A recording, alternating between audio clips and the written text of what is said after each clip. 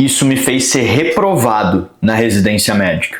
Fala Inevitável, seja muito bem-vindo a mais um vídeo aqui do nosso canal. E hoje, para eu abrir algo diferente das trincheiras para você, eu vou abrir os erros que me fizeram ser reprovado no meu primeiro ano de preparação para a prova de residência médica. E é claro, antes desse conteúdo começar, se você está curtindo o conteúdo aqui no canal, já se inscreve aqui embaixo para você não perder o próximo vídeo. Mas por que é importante a gente falar sobre isso, Thiago? É importante a gente falar sobre isso, pessoal, principalmente porque se você vai começar a sua preparação e você começou a buscar cursinhos, alternativas para os seus estudos, dificilmente você vai encontrar um cursinho que vai te dizer exatamente o que você não deve fazer. Eles basicamente têm a premissa de te entregar todo o material, de todo o conteúdo que você pode querer estudar algum dia, e ele não te ensina como usar esse material. Na realidade, se ele tivesse que ter esse compromisso de te dizer o que você deveria deixar de lado, ele teria que dizer que muita coisa do que ele te entrega é, na realidade, inútil. Pois é, foi não saber disso no meu primeiro ano de preparação que me fez achar que eu deveria dar conta de todo aquele material e fez com que eu cometesse erros graves que custaram a minha aprovação naquele primeiro ano.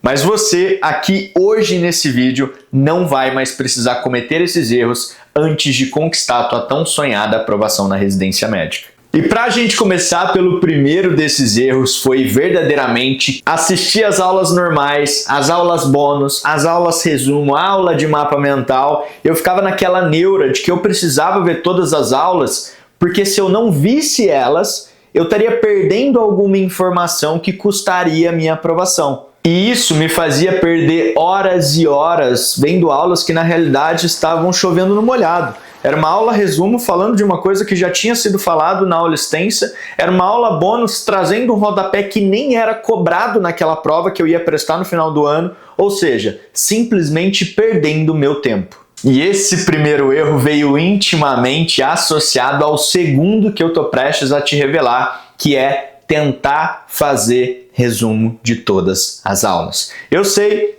a gente carrega esse hábito, a gente carrega esse impulso desde lá da faculdade, quando se você não anotasse o que o professor fosse falar, você não ia ter nenhum material base para você poder estudar depois. Mas cara, na residência médica essa é a pior coisa que você pode fazer. Se eu já perdi um bom tempo tentando assistir todas as aulas, imagina tentando anotar tudo que o professor falava. Eu basicamente gastava 3 horas para assistir uma aula de 1 hora, porque eu precisava ficar voltando, porque não conseguia acompanhar a linha de raciocínio. Sabe quando você tenta copiar tudo, mas de repente você nem sabe mais o que você está escrevendo? Pois é, era exatamente isso que acontecia. O pior de tudo, você já deve ter chegado à conclusão. Eu tentava copiar tudo, não prestava atenção em nada, depois acabava a aula, parecia que eu não tinha absorvido naquelas 3 horas que eu tinha acabado de gastar para ver aquele vídeo.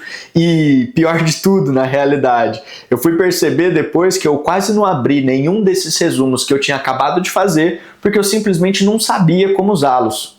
Agora, o terceiro grande erro, se o Thiago de hoje olhasse para o Thiago do passado, ele ia dar um tapa na cara daquele cara que começou a estudar lá atrás. Porque esse terceiro erro foi basicamente fazer pouquíssimas questões. O que acontecia basicamente era que eu tentava dar conta de todas as aulas, e isso me fazia perder muito tempo, não só porque era um volume muito grande, mas porque, como eu acabei de falar para vocês, eu gastava 3 horas para assistir uma aula de 1 hora, e no pouco tempo restante, porque eu ainda estava na faculdade, né? No pouco tempo restante eu pegava uma ou outra questão para fazer, mas como faltava tempo, eu não conseguia me aprofundar naquelas questões que eu estava fazendo.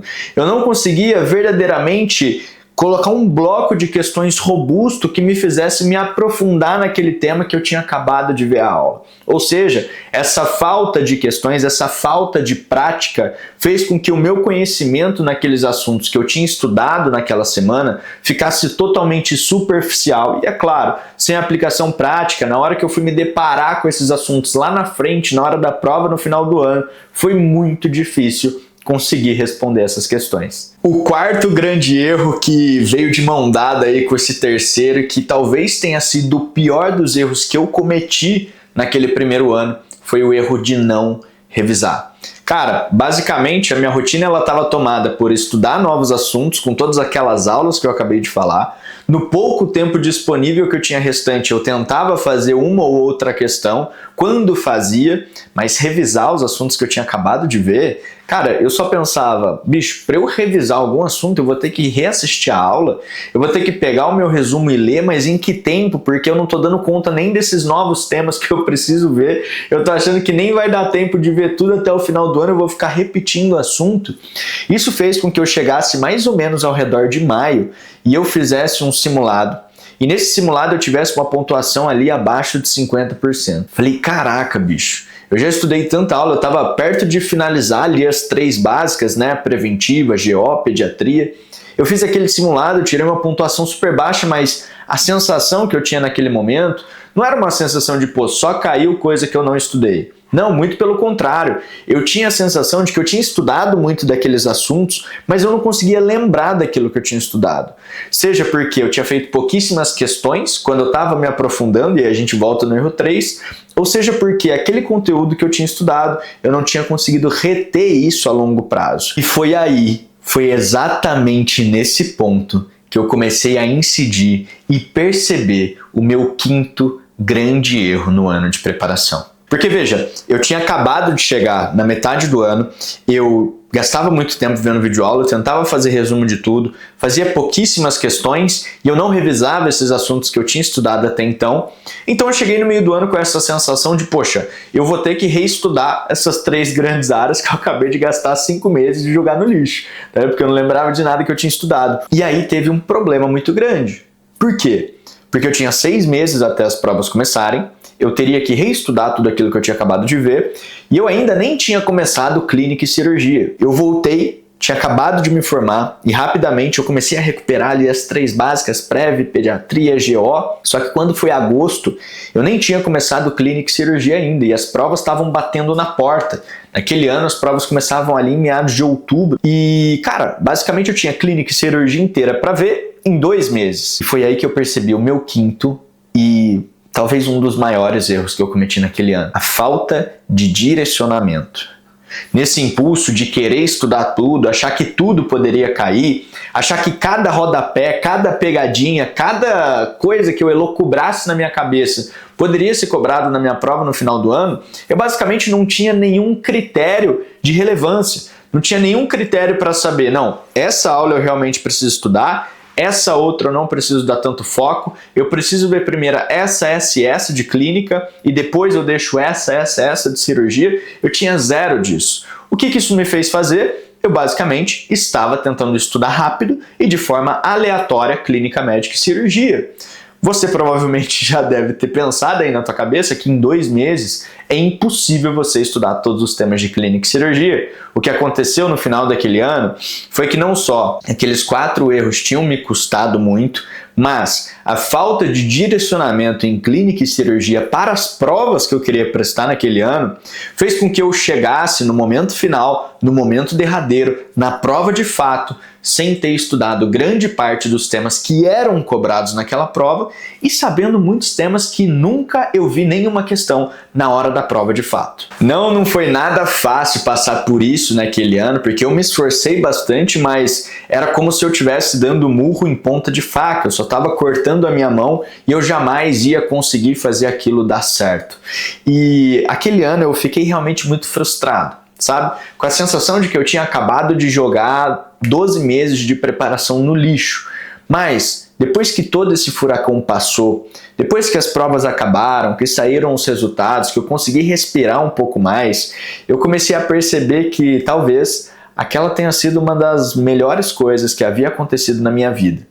Porque ao analisar tudo que eu tinha acabado de fazer, eu vi com clareza quais foram os pontos, quais foram os erros que eu havia cometido naquele ano e quais eram as soluções que eu precisaria implementar a partir do ano seguinte, caso eu quisesse ser aprovado.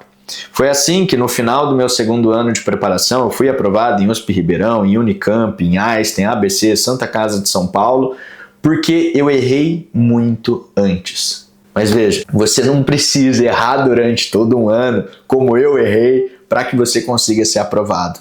Na realidade, eu acabei de abrir aqui para você os 5 maiores erros de qualquer preparação e que se você estiver incidindo em algum deles hoje na sua, você precisa imediatamente parar. No vídeo de hoje eu te mostrei os 5 principais erros e é claro que na sequência eu quero te mostrar cada passo que eu dei no meu ano de sucesso, cada estratégia, cada ângulo de visão, cada direcionamento que eu tive para que você também consiga sua vaga naquela residência médica dos seus sonhos. Então, se esse vídeo fez sentido para você, se inscreve aqui no canal, se inscreve logo, senão você vai perder o próximo vídeo e o próximo vídeo pode ser a verdadeira chave para você ser aprovado naquela residência médica que você tanto quer.